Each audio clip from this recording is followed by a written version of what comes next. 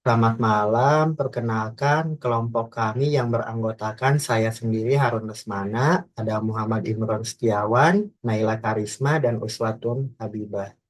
Kami akan mempresentasikan mengenai telekomunikasi internet dan wireless teknologi. Oke, langsung saja. Untuk yang pertama, di sini ada pengertian telekomunikasi. Untuk telekomunikasi sendiri berasal dari kata tele yang berarti jauh dan komuniker yang berarti berkomunikasi. Jadi, untuk telekomunikasi sendiri adalah penyampaian informasi dari suatu tempat ke tempat lain melalui media tertentu. Informasi yang disampaikan bisa berupa suara, data, gambar, atau video. Kemudian di sini ada sejarah telekomunikasi.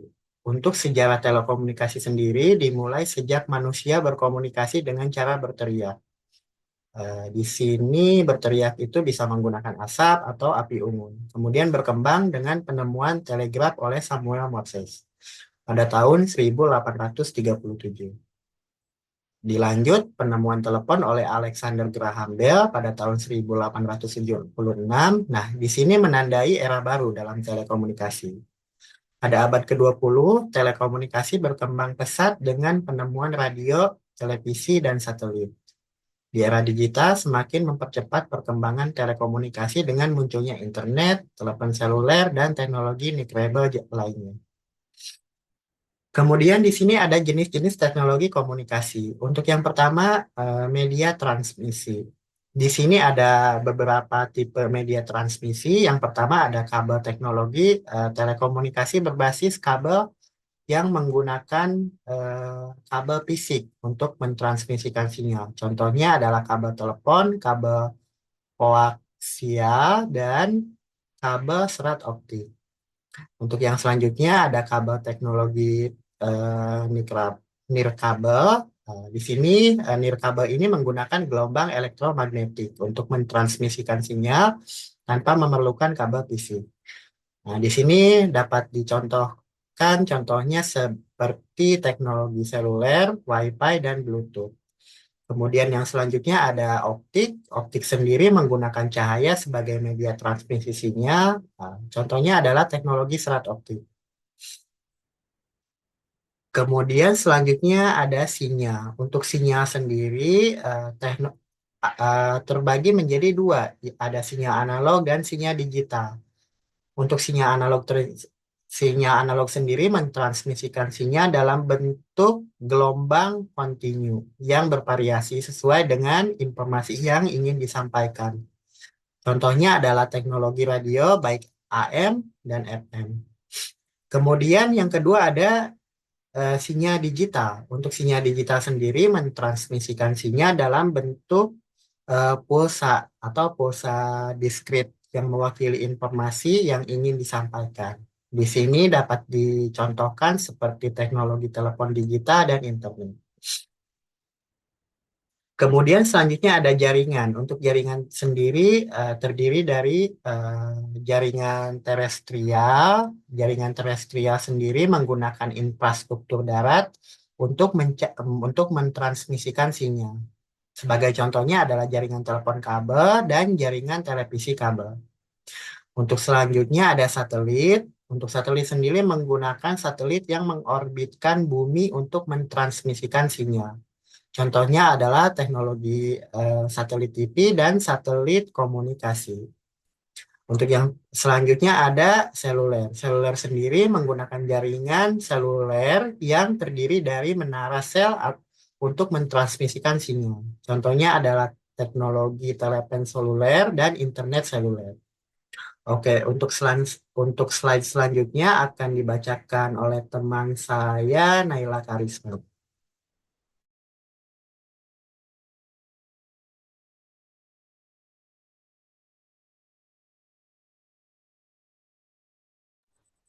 Baik, di sini ada peran internet dalam telekomunikasi. Yang pertama adalah media komunikasi. Media komunikasi dibagi menjadi 4, yaitu email. Internet memungkinkan orang untuk berkomunikasi dengan mudah dan murah melalui email.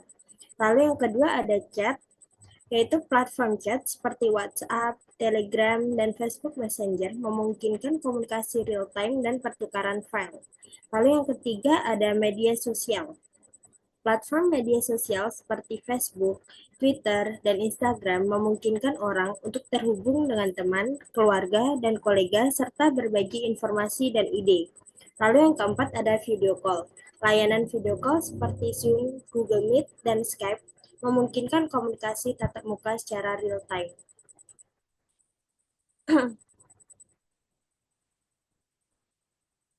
Slide selanjutnya. Lalu di sini ada platform bisnis. Platform bisnis ada 4. Yang pertama adalah e-commerce. Internet memungkinkan bisnis untuk menjual produk dan jasa secara online.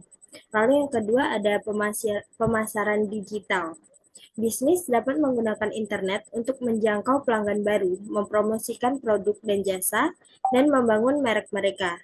Lalu yang ketiga ada komunikasi bisnis. Internet memungkinkan bisnis untuk berkomunikasi dengan karyawan, pelanggan, dan mitra bisnis secara mudah dan efisien. Lalu yang keempat, kerjasama kolaboratif. Alat online seperti Google Docs, Trello, dan Slack memungkinkan tim untuk bekerja sama secara kolaboratif dalam proyek yang sama.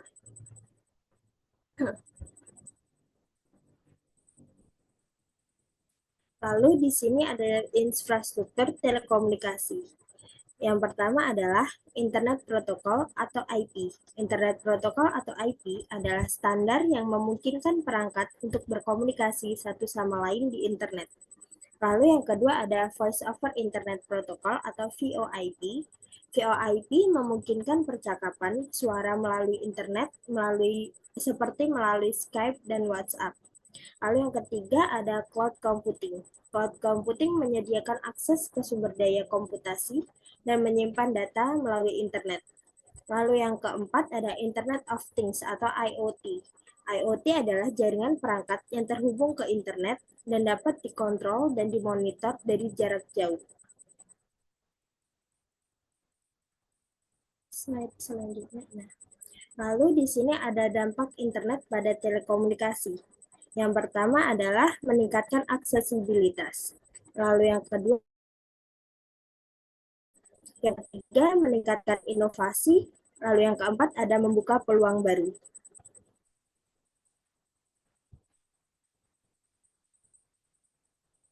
Nah, di sini ada dampak negatif dari internet. Dampak negatifnya ada 4. Yang pertama adalah kesenjangan digital. Lalu yang kedua, privasi dan keamanan. Lalu yang ketiga adalah kecanduan. Yang keempat adalah konten negatif. Baik, slide selanjutnya akan dilanjutkan oleh teman saya yang bernama Uswatun Habibah.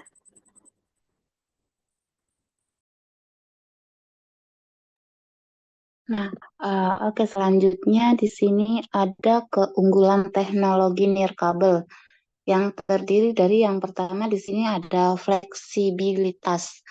Eh, Fleksibilitas adalah teknologi nirkabel memungkinkan perangkat untuk berkomunikasi dan berinteraksi satu sama lain tanpa dibatasi oleh kabel, memberikan lebih banyak fleksibilitas pengaturan dan penggunaan. Kemudian yang kedua di sini ada kemudahan. Teknologi nirkabel karena tidak ada kabel yang terlibat, teknologi nirkabel lebih mudah dipasang, dipindahkan, dan digunakan, mengurangi kebutuhan untuk kabel yang dapat menjadi sumber frustrasi dan gangguan. Selanjutnya, ketersediaan. Teknologi nirkabel dapat digunakan di mana saja tanpa memerlukan aksesoris kabel, sehingga lebih mudah diakses dan digunakan di berbagai lokasi. Kemudian keunggulan selanjutnya di sini ada efisiensi.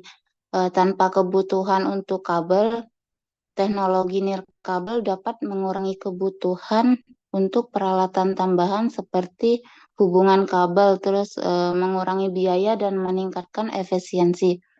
Yang kelima di sini ada kualitas suara dan video. Teknologi nirkabel ini dapat memberikan kualitas suara dan video yang lebih baik karena tidak ada kehilangan sinyal yang terkait dengan kabel, kemudian menghasilkan pengalaman yang lebih baik dan lebih lancar. Selanjutnya, di sini juga ada kelemahan teknologi dari nirkabel. Dari segi gangguan, teknologi nirkabel juga dapat lebih rentan terhadap gangguan dari sumber lain seperti interferensi frekuensi radio yang dapat mengganggu kualitas sinyal dan koneksi. Kemudian di sini juga rentan terhadap hacking karena teknologi nirkabel dapat diakses dari jarak jauh. Mereka lebih rentan terhadap ancaman hacking dan selanjutnya di sini keterbatasan jangkauan. Teknologi nirkabel memiliki jangkauan terbatas yang dapat menjadi kelemahan jika perangkat-perangkat tersebut ditempatkan jauh satu sama lain atau jika ada penghalang fisik yang menghalangi sinyal. Kemudian dari segi biaya, nah teknologi nirkabel juga dapat lebih mahal untuk diimplementasikan dan dipelihara dibandingkan dengan teknologi yang menggunakan kabel karena biaya tambahan untuk peralatan dan infrastruktur yang diperlukan. Kemudian di sini potensi untuk gangguan. Nah, teknologi nirkabel ini juga dapat menjadi sumber gangguan bagi orang lain jika mereka mengganggu sinyal dan frekuensi lainnya, seperti peralatan medis atau sistem navigasi. Kemudian di sini pengaruh teknologi nirkabel dalam dunia bisnis. Eh, Teknologi nirkabel juga dapat mempengaruhi dunia bisnis seperti meningkatkan mobilitas dan fleksibilitas. Kemudian yang kedua meningkatkan kolaborasi dan komunikasi. Selanjutnya meningkatkan peluang bisnis. Keempat di sini meningkatkan efisiensi dan produktivitas. Selanjutnya bisa meningkatkan kepuasan pelanggan dan juga bisa memperluas jangkauan pasar. Eh, di sini tantangan penggunaan analogi nirkabel dalam bisnis adalah yang pertama keterbatasan jangkauan. Nah, keterbatasan jangkauan ini teknologi nirkabel memiliki jangkauan yang terbatas yang dapat menjadi tantangan jika perangkat-perangkat tersebut ditempatkan jauh satu sama lain atau jika ada penghalang fisik menghalangi sinyal. Kemudian yang kedua, gangguan. Teknologi nirkabel dapat lebih rentan terhadap gangguan dari sumber lain seperti interferensi frekuensi radio yang dapat mengganggu kualitas sinyal dan koneksi. Dari segi teknologi nirkabel juga dapat lebih mahal diimplementasikan dan dipelihara dibandingkan dengan teknologi yang menggunakan kabel karena biaya tambahan dan data infrastruktur yang diperlukan.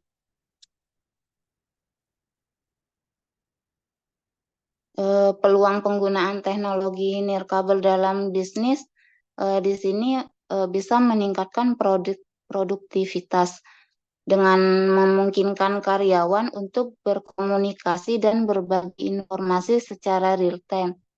Teknologi nirkabel dapat dan efisiensi di tempat kerja, kemudian meningkatkan kolaborasi. Nah, teknologi nirkabel ini juga memungkinkan karyawan untuk berkolaborasi dan berbagi informasi real time, bahkan jika mereka berada di yang berbeda, sehingga memudahkan untuk bekerja secara tim dan berbagi ide. Di sini juga bisa meningkatkan fleksibilitas karyawan untuk bekerja dari mana saja, kapan saja, sehingga memudahkan untuk jadwal kerja dan memenuhi kebutuhan dari pelanggan.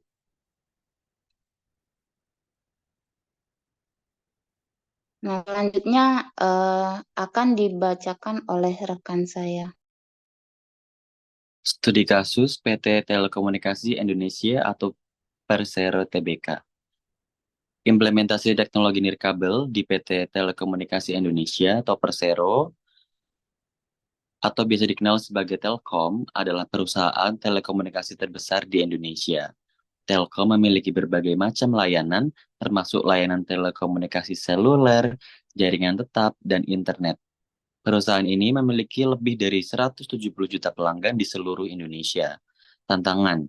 Tantangan Telkom menghadapi beberapa tantangan dalam operasinya seperti pertama, meningkatkan permintaan data. Permintaan data mobile dan internet terus meningkat seiring dengan meningkatnya penggunaan smartphone dan perangkat mobile lainnya. Persaingan yang ketat. Persaingan yang ketat. Menghadapi persaingan yang ketat dari operator telekomunikasi lainnya di Indonesia. Kebutuhan untuk meningkatkan efisiensi, Telkom perlu meningkatkan efisiensi operasinya untuk mengurangi biaya dan meningkatkan profitabilitas. Solusi. Telekomunikasi memutuskan untuk mengimplementasikan teknologi nirkabel 5G untuk mengatasi tantangan-tantangan tersebut. Telkom telah meluncurkan jaringan 5G di beberapa kota besar di Indonesia, seperti Jakarta, Bandung, dan Surabaya. Perusahaan ini juga berencana untuk memperluas jangkauan jaringannya ke lebih banyak kota di masa depan. Hasil implementasi teknologi nirkabel 5G di Telkom telah menghasilkan beberapa manfaat, antara lain kecepatan data yang lebih tinggi. Jaringan 5G menawarkan kecepatan data yang jauh lebih tinggi dibandingkan jaringan 4G. Kapasitas jaringan yang lebih besar. Jaringan 5G memiliki kapasitas jaringan yang lebih besar dibanding dengan jaringan 4G. Hal ini memungkinkan Telkom untuk menampung lebih banyak pengguna data dan perangkat di jaringannya. Peluang bisnis buka peluang bisnis baru bagi Telkom, seperti layanan Internet of Things, IoT, dan kendaraan otonom. Dampak jangka panjang. Implementasi teknologi nirkabel 5G di Telkom diharapkan dapat memberikan dampak positif jangka panjang bagi perusahaan dan Indonesia secara keseluruhan. Telkom dapat meningkatkan daya saingnya di pasar global dan mendorong pertumbuhan ekonomi nasional. Teknologi nirkabel 5G adalah teknologi yang revolusioner dengan potensi untuk mengubah cara kita hidup dan bekerja. Studi kasus Telkom menunjukkan bagaimana Telkom nirkabel 5G dapat membantu perusahaan untuk mengatasi tantangan dan meningkatkan kinerja. Upaya yang dapat dilakukan untuk mengoptimalkan penggunaan teknologi nirkabel dalam bisnis. Nah, pertama, memulai kebutuhan bisnis. Nah, sebelumnya mengimplementasikan teknologi nirkabel penting untuk menilai kebutuhan bisnis dan menentukan area di mana teknologi nirkabel dapat memberikan manfaat besar. Kedua, membuat rencana implementasi. Setelah kebutuhan bisnis, penting untuk membuat rencana implementasi yang cukup, yang mencakup infrastruktur, peralatan, dan prosedur yang diperlukan untuk mengimplementasikan teknologi nirkabel. 3. Melakukan evaluasi kualitas sinyal. Sebelum mengimplementasikan teknologi nirkabel, penting untuk mengevaluasi kualitas sinyal untuk memastikan bahwa sinyal akan kuat dan konsisten di seluruh area di mana teknologi nirkabel akan digunakan. Keempat, menggunakan peralatan yang kompatibel. Penting untuk menggunakan peralatan yang kompatibel dengan teknologi nirkabel yang akan digunakan, untuk memastikan bahwa peralatan akan bekerja dengan baik dan tidak akan mengganggu sinyal. Kesimpulan, pengembangan teknologi nirkabel dalam telekomunikasi telah membawa berbagai manfaat, seperti meningkatkan efisiensi operasional, meningkatkan kualitas layanan, dan meningkatkan aksesibilitas informasi. Teknologi nirkabel telah menjadi bagian integral dalam berbagai sektor, termasuk bisnis, pendidikan, dan kesehatan. Dengan demikian, pengembangan teknologi nirkabel dalam telekomunikasi akan terus meningkatkan kualitas layanan dan meningkatkan efisiensi operasional. Oke, baik. Sekian presentasi dari kelompok kami. Mohon maaf apabila masih ada kekurangan. Wabillahi taufiq wal hidayah. Wassalamualaikum warahmatullahi wabarakatuh.